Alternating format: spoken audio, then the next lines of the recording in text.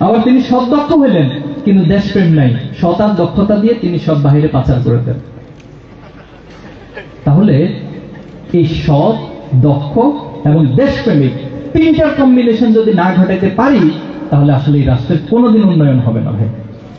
আমরা কি সেই প্রজন্মের হিসেবে নিজেদেরকে এই রাষ্ট্রের হাল ধরতে পারবো ইনশাল্লাহ?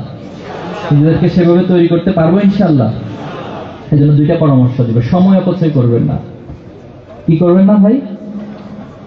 সময় অপচয় করবেন না।